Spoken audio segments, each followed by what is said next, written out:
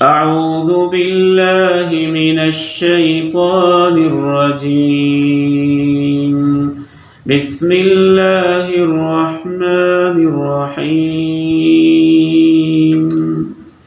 ولا جناح عليكم فيما عرضتم به من خطبة النساء أو أكننتم في أنفسكم علم الله أنكم ستذكرونهن ولكن لا تواعدوهن سرا إلا أن تقولوا قولا معروفا ولا تعزموا عقدة النكاح حتى يبلغ الكتاب أجله واعلموا أن الله يعلم ما في أنفسكم فاحذروه واعلموا أن الله غفور حليم. سورہ البقرہ آیت نمبر 235. ہم آپ کو تفسیر قرآن کے سیریز میں اہلاً و سہلاً و مرحبا کہتے ہیں. سب سے پہلے اس آیت مبارکہ کا ترجمہ سماعت کیجیے، اس کے بعد انشاءاللہ تفسیر. وَلَا جُنَاحَ عَلَيْكُمْ، اور تم پر کوئی گناہ نہیں ہے، کوئی حرج نہیں ہے. فیما، کس چیز میں؟ اس معاملے میں عرضتم به، جو تم اشارہ کنایا کرو، من خطبۃ النساء، عورتوں کی منگنی کے حوالے سے. او اکننتم، یا تم چھپا لو، فی انفسکم، اپنے دلوں میں. علم اللہ، اللہ جانتا ہے، انکم ستذکرونہن، کہ تم ان عورتوں کا خیال دل میں لاؤ گے. ولیکن لا تواعدوہن سرا، لیکن ان سے خفیہ خفیہ کوئی عہد و پیمان نہ کرو. الا ان تقولوا قولا معروفا، الا یہ کہ تم بھلے طریقے سے کوئی بات کہہ دو. ولا تعزموا عقدۃ النکاح، اور عقد نکاح کا اس وقت تک پختہ ارادہ نہ کرو، حتی یبلغ الکتاب اجلہ، جب تک کہ عدت پوری نہ ہو جائے. وَاعْلَمُوا، اور تم جان لو، ان اللہ یعلم ما فی انفسکم، کہ اللہ وہ سب جانتا ہے جو تمہارے دلوں میں ہوتا ہے. فاحذروا، لہذا اللہ سے متنبہ رہو، احتیاط کرو، بچ کر رہو. وَاعْلَمُوا أَنَّ اللَّهَ غَفُورٌ حَلِيمٌ، تم جان لو کہ اللہ بہت بخشنے والا، بہت بردبار ہے. قرآن مجید فرقان حمید جب کسی موضوع کو بیان کرتا ہے تو کمال کر دیتا ہے. نکاح، طلاق، عدت کے مسائل جاری ہیں سورہ بقرہ کی ان آیات بینات میں، اور جس گہرائی کے ساتھ قرآن مجید نے بیان کیے ہیں اس پہ انسان عش عش کر اٹھتا ہے. گزشتہ آیت مبارکہ میں بیوگی کی عدت بیان ہوئی تھی، بیوہ عورت کی عدت بیان ہوئی تھی کہ اسے 4 ماہ 10 دن انتظار کرنا ہوگا. اور اس سے پچھلی آیات میں باقی مطلقہ خواتین کی عدت بھی بیان ہو چکی ہے. یہاں دوران عدت جو عورت ہے اس کے حوالے سے چند اہم احکام بیان ہوئے ہیں. پہلے یہ سمجھ لیجئے کہ عدت گزارنے والی عورت کی مختلف سچویشنز ہوتی ہیں. اگر عدت گزارنے والی عورت وہ ہے جس کو طلاق رجعی ہوئی ہے، یعنی پہلی طلاق ہوئی ہے یا دوسری طلاق ہوئی ہے، اور اس کی عدت آپ جانتے ہیں جیسا کہ پہلے تفسیر میں بیان ہو چکا ہے 3 طہر یا 3 حیض ہے. اگر وہ یہ والی عدت گزار رہی ہے تو اس دوران تو نہ اس کے ساتھ نکاح کا سوچنا چاہیے، نہ اس کی طرف کوئی اشارہ کرنا چاہیے. وہ ایسے ہی ہے جیسے اپنے خاوند کی بیوی ہے، ناراض ہو کے بیٹھی ہوئی ہے، اس خاوند ہی کی وہ بیوی ہے اور وہ جب چاہے اس کو واپس لے جا سکتا ہے.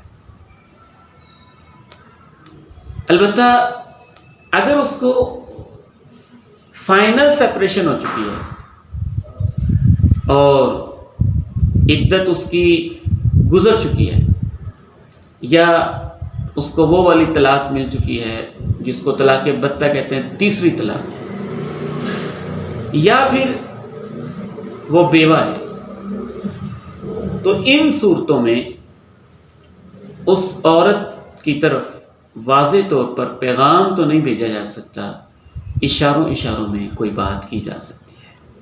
مثلا کیسے بات کی جا سکتی ہے؟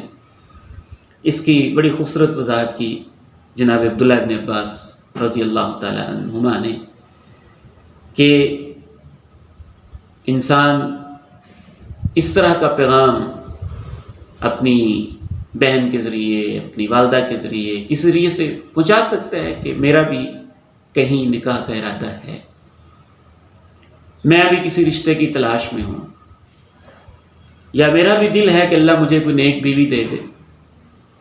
تو یہ واضح پیغام نہیں ہوگا، یہ اشارہ ہوگا۔ اس سے یہ فائدہ ہوگا کہ عورت کے ذہن میں آ جائے گا کہ فلاں بھی ایک رشتہ ہے۔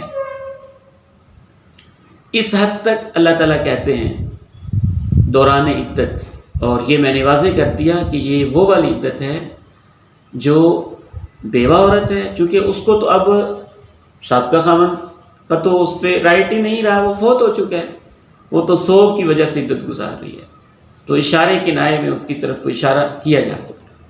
اس طرح جو مکمل سیپریٹ ہو چکی ہے اپنے خاوند سے، اس کو تیسری طلاق ہو چکی ہے، وہ بھی اس خاوند کے واپس نہیں جا سکتی، تو اس عورت کی طرف سے بھی اشارے کنائے میں کوئی پیغام بھیجا جا سکتا ہے۔ اس کی طرف اشارہ کرتے ہوئے اللہ تعالیٰ فرماتے ہیں، بالخصوص کیونکہ بیوہ والی عدت پہلے بیان ہوئی ہے، اس کے ساتھ اس کا تعلق ہے، تم پر کوئی گناہ نہیں ہے عورتوں تک پیغام بھیجنے کے حوالے سے جو تم اشارہ کر دو، یا تمہارے دل میں خیال آ جائے کہ اس کا خاوند فوت ہو گیا ہے، اب جب اس کی عدت پوری ہو جائے گی تو میں اس کے ساتھ نکاح کر لوں گا۔ اللہ تعالیٰ کہتے ہیں اللہ کو پتہ ہے ایسا خیال دل میں آ سکتا ہے، تو اللہ خیال آنے پہ پابندی نہیں لگاتے، کیونکہ ہمارا دین نیچر کے مطابق ہے نا۔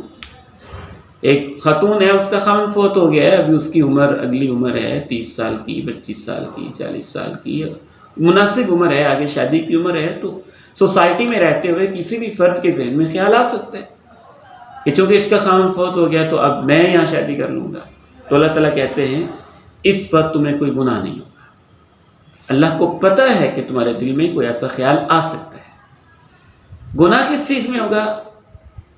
گناہ اس میں ہوگا کہ تم خفیہ طریقے سے ان کے ساتھ کوئی وعدہ کرو۔ خفیہ طریقے سے وعدہ کرنے کا کیا مطلب ہے؟ خفیہ طریقے سے وعدہ دو طرح سے ہو سکتا ہے۔ ایک تو یہ ہے کہ ابھی اس کی عدت پوری نہیں ہوئی، 4 ماہ 10 دن کے اندر ہی آپ خفیہ وعدہ کر لیں کہ تم نے آگے کہیں نکاح نہیں کرنا، ہم نکاح کریں گے، عدت پوری ہو جائے، پکا وعدہ ہو جائے، یہ جائز نہیں ہے۔ آپ صبر کریں، انتظار کریں، عدت گزرنے دیں۔ نمبر 2، خفیہ وعدہ کیا ہو سکتا ہے؟ خفیہ وعدہ یہ بھی ہو سکتا ہے، بعض ظالم لوگ ایسے ہوتے ہیں اور ایسے کیسز بعض رپورٹ ہوتے ہیں کہ وہ عدت کا انتظار ہی نہیں کرتے اور دوران عدت ہی خفیہ نکاح کر لیتے ہیں کہ چلیں ہم خفیہ نکاح کر لیتے ہیں، جب عدت پوری ہو جائے گی پھر ہم بتا دیں گے۔ تو یہ دونوں صورتیں ہی غلط ہیں، ناجائز ہیں، گناہ ہیں۔ وَلَٰكِن لَا تُوَاعِدُوهُنَّ سِرًّا، خفیہ ان سے کوئی وعدہ نہ کرو، إِلَّا أَن تَقُولُوا قَوْلًا مَّعْرُوفًا، الا یہ کہ تم کوئی معروف طریقے کے مطابق، معاشرے کے عرف کے مطابق اور شریعت کے مطابق کوئی بات کہہ دو۔ وَلَا تَعْزِمُوا عُقْدَةَ النِّكَاحِ، نکاح اس وقت تک نہ کرو جب تک عدت پوری نہ ہو جائے۔ اگر کوئی شخص ایسی غلطی کر لیتا ہے، ایک بیوہ عورت ہے، ابھی اس کی عدت پوری نہیں ہوئی اور دوران عدت ہی اس جوڑے نے نکاح رچا لیا، شادی کر لی ہے، تو اس کا کیا حکم ہے؟ اس پر تو سب کا اتفاق ہے کہ ان کو سیپریٹ کر دیا جائے گا فوری طور پر۔ دوران عدت کیا ہوا نکاح باطل ہے، جائز نہیں ہے، اور ان کو سیپریٹ کر دیا جائے گا، علیحدہ علیحدہ کر دیا جائے گا۔ پھر یہ دیکھا جائے گا کہ صرف نکاح ہوا ہے یا رخصتی بھی ہو گئی تھی. علیحدہ کرنا تو دونوں صورتوں میں، اگر صرف نکاح ہوا تو علیحدہ کر دیا گیا، اگر رخصتی بھی ہو چکی تھی تو پھر صرف علیحدہ کرنا کافی ہے یا کوئی اور سزا بھی ہوگی؟ جناب عمر رضی اللہ تعالیٰ عنہ کہا کرتے تھے ان کی ایک اور سزا بھی ہوگی کہ اگر دوران عدت ہی ان بدبختوں نے نکاح رچا لیا ہے، نہ عورت نے خیال رکھا کہ اپنے خامن سے وفاداری کے لیے کم از کم 4 ماہ 10 دن انتظار تو کروں، اور مرد نے بھی بے صبری کا مظاہرہ کیا، تو جناب عمر کہتے تھے اس جوڑے کی سزا یہ ہے کہ ان کو علیحدہ بھی کر دیا جائے گا اور آئندہ کبھی بھی ان کا نکاح کرنا آپس میں جائز نہیں ہوگا. وہ کہتے تھے اس کی مثال ایسے ہی ہے جیسے ایک بندے کا وراثت میں حصہ تھا، تو اس نے وراثت لینے کے لیے بندہ ہی قتل کر دیا. تو شریعت یہ کہتی ہے کہ اب قاتل کو وراثت نہیں ملے گی، قاتل کو وراثت نہیں ملے گی، اس نے خون بہایا ہے، قاتل کو سزا کے طور پر وراثت سے محروم کیا جائے گا. تو جناب عمر کہتے تھے اسی طرح سے اس بندے کو جس نے جلد بازی سے کام لیا ہے، اس کو اس عورت کے ساتھ نکاح کرنے کی اجازت نہیں دی جائے گی. یہ جناب عمر رضی اللہ تعالیٰ عنہ کی ایک اجتہادی رائے تھی اور یہ صحیح سند کے ساتھ ان سے ثابت ہے. امام ابن کثیر رحمہ اللہ نے بھی اس کا تذکرہ کیا ہے اور امام مالک رحمہ اللہ اسی کے مطابق فتویٰ بھی دیتے تھے. امام مالک کا بھی یہی فتویٰ تھا. لیکن کیا یہ رائے صحیح ہے یا نہیں، ہمیں اس سے اتفاق ہے یا نہیں، واللہ اعلم. راضی بات یہی ہے کہ جناب عمر رضی اللہ تعالیٰ عنہ کا فیصلہ ہے. شریعت میں ایسی کوئی دلیل نہیں ہے کہ ہم ان کو ہمیشہ کے لیے نکاح کی اجازت نہ دیں. ان کی غلطی اپنی جگہ پہ ہے، جنہوں نے اللہ کے حکم کی نافرمانی کی ہے اس کی وہ آخرت میں سزا پائیں گے، یا توبہ کر لیں اللہ معاف کر دے، یہ ان کا معاملہ ہے. لیکن صحیح بات یہی ہے کہ پہلے وہ اپنے خامن کی 4 ماہ، جو فوت شدہ خامن ہے اس کی 4 ماہ 10 دن عدت پوری کرے گی، ان کو علیحدہ کر دیا جائے. فوت شدہ خامن کی 4 ماہ 10 دن عدت پوری کرے، پھر جو اس خامن کے ساتھ اس نے غلط وقت گزارا پھر اس کی عدت پوری کرے. یہ دونوں عدتیں پوری کرنے کے بعد اب اس کے لیے جائز ہے، اگر وہ نکاح کا پیغام بھیجنا چاہتا ہے پیغام بھیجے، اگر یہ اس کو قبول کر لے، باقی نکاح کی شروط پوری ہوں تو یہ آپس میں نکاح کر سکتے ہیں. ہمیشہ کے لیے نہیں کر سکتے، اس کی کوئی مضبوط شرعی دلیل نہیں ہے. اسے ہم یوں کہہ سکتے ہیں کہ یہ جناب عمر کا ایک اجتہادی فیصلہ تھا اس جوڑے کو سزا دینے کے لیے. واللہ تعالی اعلم. امام ابن کثیر رحمہ اللہ لکھتے ہیں کہ حضرت عمر رضی اللہ تعالیٰ عنہ نے بھی بعد میں اپنے اس موقف سے رجوع کر لیا تھا، اور صحابہ کی یہی عظمت ہے، وہ ایک اجتہادی فیصلہ کر لیں، بعد میں ان کو دوسرے دلائل کے لحاظ سے مضبوطی نظر آئے تو اپنے سابقہ اجتہادی فیصلے سے وہ رجوع کر لیتے تھے. کیونکہ جن عورتوں سے نکاح حرام ہے وہ قرآن مجید نے تفصیل سے بیان کی ہیں، اور ان کے علاوہ سب کے لیے کیا وَأُحِلَّ لَكُم مَّا وَرَاءَ ذَلِكُم، اس کے علاوہ باقی سب عورتوں سے نکاح حلال ہے. تو ان میں اس عورت کا تذکرہ تو نہیں ہے جن سے نکاح حرام ہے، تو یہ بھی ان عورتوں میں آ جائے گی جن سے نکاح کرنا حلال ہے.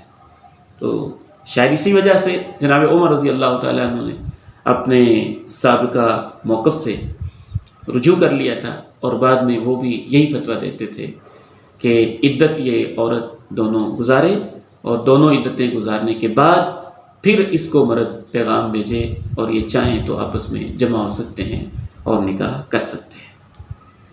تو دوبارہ آیت مبارکہ پہ غور کیجئے.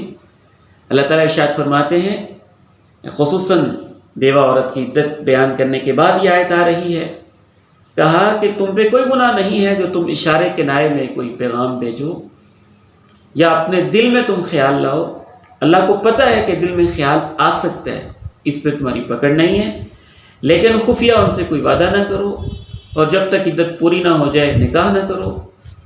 آگے اللہ تعالیٰ نے کہا قرآن مجید کی آیت جہاں اللہ تعالیٰ اختتام فرماتے ہیں نا، وہاں ایمان کی بات ہوتی ہے.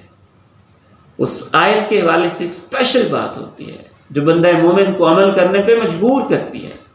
وَاعْلَمُوا أَنَّ اللَّهَ يَعْلَمُ مَا فِي أَنفُسِكُمْ، ایمان والو اس پہ یقین رکھو کہ اللہ تو تمہارے دلوں کے خیال کو بھی جانتا ہے، تمہارے دلوں کے خیالات کو بھی جانتا ہے۔ لہٰذا تم اللہ پہ ایمان رکھنے والے لوگ ہو تو اللہ سے تقوی اختیار کیا کرو، اللہ کے دین کے معاملے میں اللہ سے ڈرا کرو، احتیاط کیا کرو، بے احتیاطی نہ کیا کرو۔ وَاعْلَمُوا أَنَّ اللَّهَ غَفُورٌ حَلِيمٌ۔ اگر سابقہ زندگی میں کوئی بے احتیاطی کمی کوتاہی ہو گئی ہے تو اس پر بھی یقین رکھو کہ اللہ بہت بخشنے والا ہے، اس سے تم توبہ کرو، آئندہ ایسے نہ کرو۔ اللہ بہت بخشنے والا ہے، حلیم، وہ بہت بردبار ہے، چھوٹے چھوٹے خیالات کی کمزوریاں وہ اللہ تعالیٰ معاف کرنے والا ہے۔ ایک طرف اللہ نے اپنی پکڑ اور اپنے علم کا حوالہ دیا، اور دوسری طرف اللہ نے اپنی بخشش اور اپنی رحمت کا بھی حوالہ دیا۔ اللہ تعالیٰ سے دعا ہے اللہ تعالیٰ ہمیں دین کو، اور بالخصوص قرآن مجید جو دین کا سر چشمہ ہے اور اللہ کا جو پیغام ہے، اسے سمجھنے اور اس پہ عمل پیرا ہونے کی توفیق نصیب فرمائے۔